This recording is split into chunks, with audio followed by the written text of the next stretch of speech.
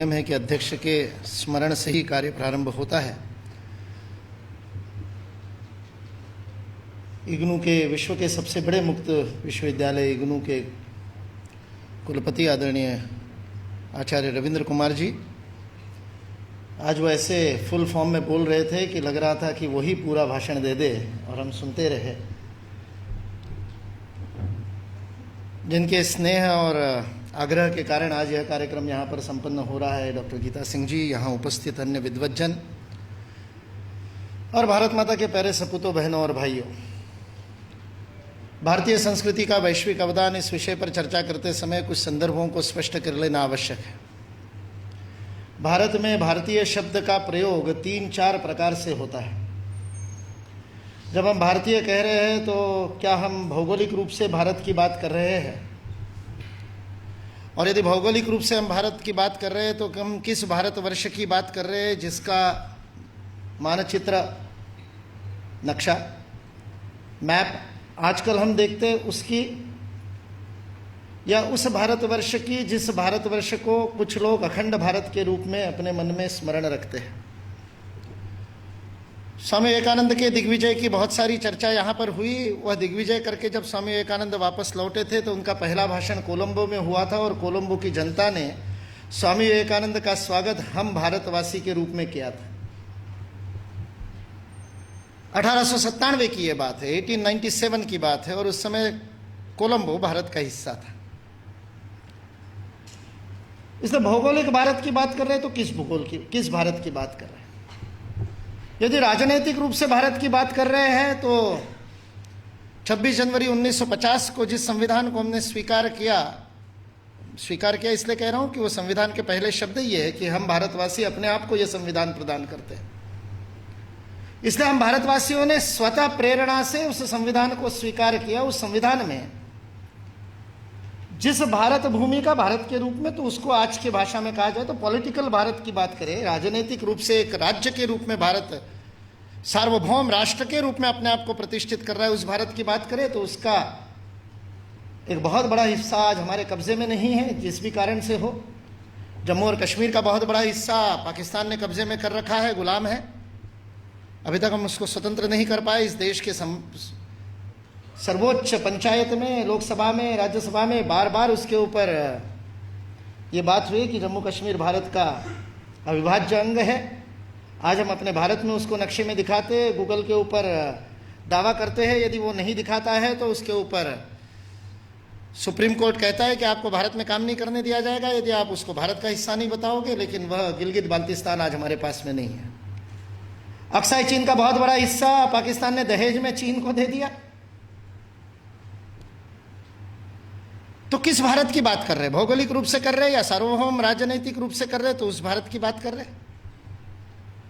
या भारत में भारतीय शब्द का प्रयोग किया जाता है तो और एक अर्थ में किया जाता है, जो कि मैं जिस संस्था का संगठन मंत्री के रूप में यहां पर खड़ा हूं, अखिल भारतीय संगठन मंत्री के रूप में यहां खड़ा हूं, उस भारतीय शिक्षण मंडल का जो नाम है उसमें हम बार बार कहते हैं कि हम भारतीय शब्द का प्रयोग भौगोलिक रूप में नहीं कर रहे, राजनीतिक रूप में भी नहीं कर रहे। हम यहां भारतीय शब्द का प्रयोग सांस्कृतिक रूप में कर रहे हैं, भारतीय संस्कृति की बात कर रहे हैं। अभी पिछले कुछ दिनों पूर्व, कुछ महीने पूर्व काठमांडू विश्वविद्यालय में एक सेमिनार में गया था। वहां के विद्वानों से चर्चा करते समय उन्होंने कहा हम राजकीय भारत को नहीं मानते लेकिन भारतवर्ष को मानते हैं। मैंने कहा क्या फर्क है? तो बोले भारतवर्ष आध्यात्मिक सांस्कृतिक है, उसके अंग नेपाल भी अपने आप को अनुभव करता है, क्योंकि नेपाल में भी वही संस्कृति है, नेपाल में भी वही आध्यात्मिक धारा है। इसलिए उस अर्थ में हम भारत के अंग हैं। लेकिन राजनीतिक अस्मिता की बात करोगे तो राष्ट्र के रूप में हमारी अपनी अलग अलग अस्मिता है।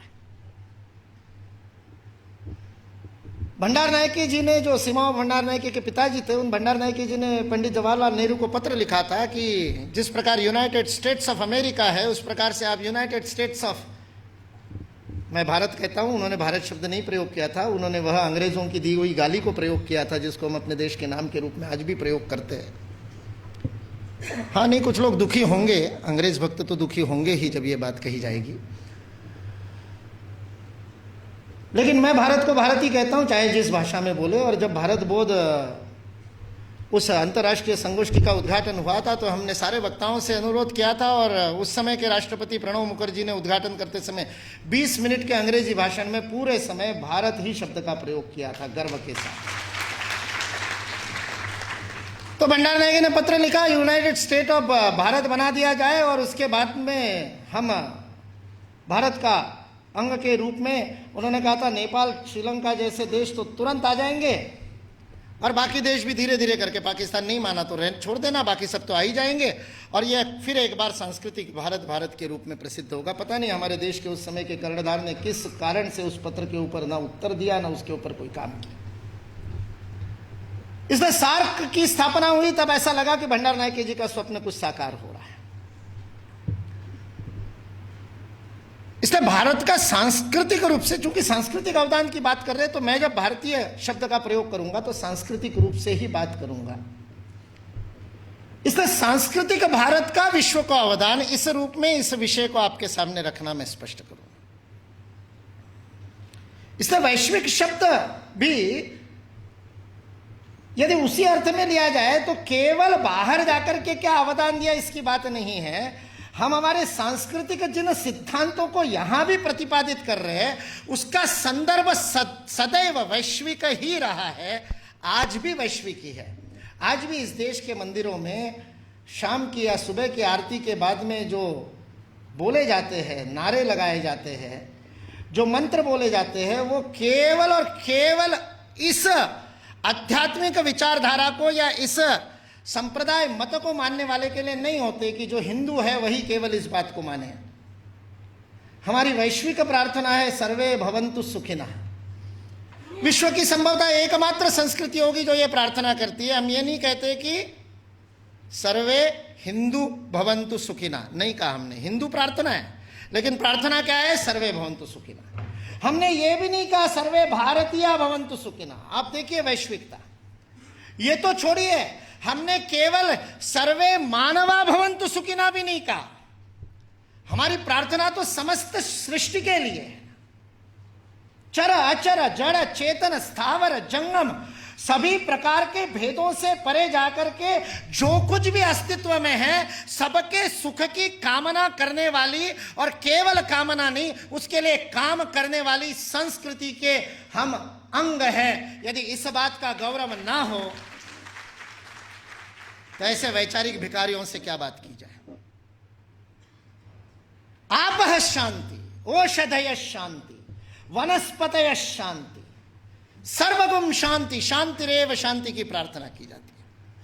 और उसके बाद में वो पुजारी बोलता है और सारे पीछे खड़े वाले लोग उसके आगे नारे देते हैं, धर्म की जय हो, अधर्म का नाश हो। और उसके बाद नारा आता है, विश्व का कल्याण हो। ये नहीं कहा जाता केवल भारत का कल्याण हो, ये नहीं कहा जाता केवल हिंदुस्तान का कल्याण हो, ये नहीं कहा जाता कि केवल मेरे भगवान के मानने वालों का कल्याण हो और जो मेरे भगवान को नहीं मानता वो तो शैतान है, नहीं कहा जाता। इसलिए वैश्विक संदर्भ इस राष्ट्र की सांस्कृतिक धारा का आधार है। यहां जो कुछ भी हुआ वो विश्व के लिए हुआ। इसलिए लोग कहते हैं हिंदू क्यों कहते हो, मानव धर्म कह दो, वही बात है। शब्द बदल दो, सनातन कह दो, मानव कह दो, वैदिक कह दो, हिंदू कह दो, क्योंकि हिंदू ने मानव मात्र ही नहीं सारे विश्व के लिए ही सदा से सोचा है, आज भी सोचता है। इसलिए भारतीय संस्कृति का वैश्विक अवदान कहते समय सबसे पहली बात है कि भारतीय संस्कृति ने मनुष्य मात्र को वह मानसिक चेतना प्रदान की जो मैं, मेरा और तेरा के परे जाकर के सोचने की बात कहती है। अयम निजः परो वेति गणना लघुचेतसाम, जिसका हृदय छोटा है, कंजूस है, कृपण है, जो केवल अपने आप तक स्वार्थवश उसमें फंसा हुआ है शूद्रता में, वही केवल सोचता है ये मेरा और ये तेरा। उदार चरिता नाम तू, जिनका चरित्र उदार होता है, वसुधैव कुटुंबकम, वसुधा इव कुटुंबकम, सारी वसुधा ही उसी के लिए परिवार है, कुटुंब है। जिस परिवार की बात आज बहुत अपने विषय की मर्मज्ञता के साथ रविंद्र कुमार जी ने यहां पर रखी, वो परिवार भारतीय संस्कृति का विचार विश्व है। और उसको कोई व्यवस्था नहीं तोड़ सकती, अंग्रेज नहीं तोड़ पाए। उससे पहले आए हुए आक्रमणकारी शकहूण कुषाण से लेकर बार बार तारतार चंगेज खान से लेकर और अंग्रेजों तक आए हुए कोई आक्रमणकारी उसको तोड़ नहीं पाए। और उसके बाद 70 वर्ष तक उसी विचारधारा से राज्य करने वाले, अंग्रेजों को ही अपना आदर्श मानने वाले लोग भी नहीं तोड़ पाए, नहीं तोड़ पाएंगे, क्योंकि ये अनादि है, अनंत है, सृष्टि का निधान है। ये राज्य पर निर्भर ही नहीं है, ये राज्य की मोहताज नहीं है, ये राज्य की गुलाम नहीं है ये संस्कृति। इसलिए अकबर जैसा शक्तिशाली राजा, सर्वव्यापी, किसी को नहीं छोड़ता, सबको लपेटे में लाने वाला ऐसा राजा जिस समय दिल्ली पर बैठा हुआ राज कर रहा है, उस समय तुलसीदास जी लिखते, कोई हो नृपो हमें का हानि। ये इस देश के संत की ताकत है कि वो राज्य व्यवस्था को ललकार सकता है। इसलिए जो क्रांति की भाषा करते हैं वो तुलसी की क्रांति को देख नहीं पाते। बेचारे ने अपने आंखों पर कोई चश्मे लगा लिए जिस कारण से तुलसी को पढ़ नहीं पाते, लेकिन सबसे बड़े क्रांतिकारी तो तुलसीदास जी है।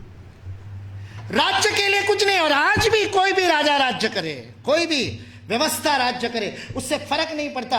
ये समाज इस वैश्विक संस्कृति को जीता है, इसलिए परिवार उसका आधार है। और क्यों आधार है? क्योंकि आत्मवत् सर्वभूतेषु ये पश्यति स पश्यति, अपने जैसा ही सबके अंदर उस चेतन को देखना इस सृष्टि का, इस संस्कृति का सर्वोच्च आदर्श है। इसलिए भगवान श्री कृष्ण कहते हैं, मुझे प्रिय वह है जो सर्वभूत हिते रहता है, सारे भूत मात्रों के हित के लिए जो काम करता है, सबके सुख की कामना के लिए जो कर्म करता है, वो ईश्वर को प्रिय है। ऐसा कहने वाली ये संस्कृति है। इसलिए विवेकानंद वहां शिकागो में खड़े होकर के बहनों और भाइयों कहते तो आश्चर्य नहीं होता, लोगों को आश्चर्य लगता हो।